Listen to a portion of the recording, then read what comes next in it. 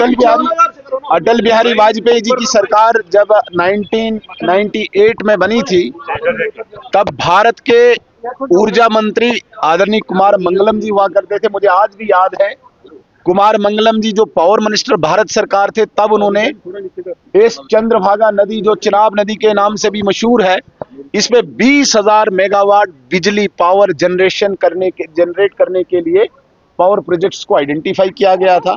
लेकिन बदकिस्मती से उसके बाद जब कांग्रेस की सरकार आई, कांग्रेस की कोई स्पष्ट नीति नहीं थी, कांग्रेस की तुष्टीकरण की नीति थी।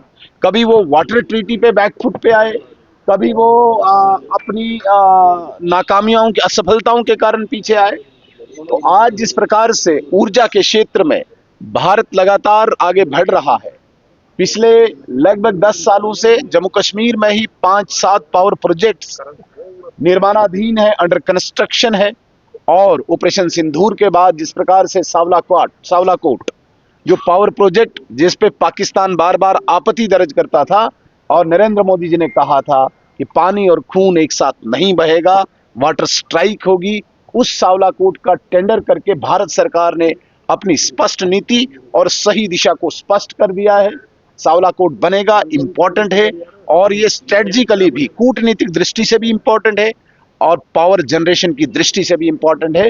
मैं स्वागत करता हूं भारत सरकार के इस निर्णय का, जिसमें यह कहा गया, ऑर्डर निकाला गया, आदेश दिया गया कि इसका टेंडर होना बहुत आवश्यक है और विद इन बिल्कुल शॉर्ट टाइम इसका टेंडर हो। इसका हम स्वागत करते। शर्मा साहब रिटायरी पर्सन हैं, उनको अपना पैसा नहीं मिल रहा है, वो बड़े प्रॉब्लम। ये सरकार की नालायकी है। सिर्फ रिटायरी पर्सन नहीं, यहाँ पे ठेकेदार परेशान है, यहाँ पे जो जॉब कर रहा अभी एम्प्लॉई है उसको भी जीपी यहाँ पे नहीं मिल रही है।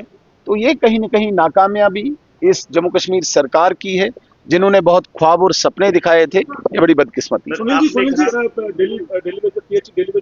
कैजुअल लेबर्स जो है 11 तारीख को सिविल सेक्रेटरीट का घेराव करने वाले हैं, कह रहे हैं कि इस सरकार ने इस बजट में हमारे लिए कोई भी पॉलिसी नहीं। बिल्कुल सही बोल रहे हैं, चाहे वो कैजुअल लेबरर्स हैं, चाहे वो डेली वेजर्स हैं, पीएचई के या अन्य विभागों के, उनके साथ मजाक हुआ है, किसी को कोई शक नहीं है।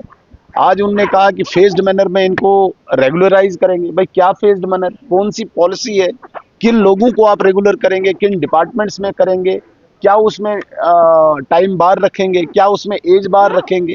कोई पॉलिसी नहीं, एक भद्दा मजाक, एक गंदा मजाक डेली वेजर्स के साथ किया है। वो सड़कों पे हैं और सरकार रेस कर रही है, सरकार मैदानों में दौड़ रही है, सरकार मैराथन में दौड़ रही है, और हमारे डेली वेजर तबका सड़कों पे इस वक्त अपने हक की लड़ाई लड़ रहा है। इसके अलावा इनके पास और क्या चाह रहा है? एम्प्लॉयमेंट पे आपने बात की, आपने सरकार ने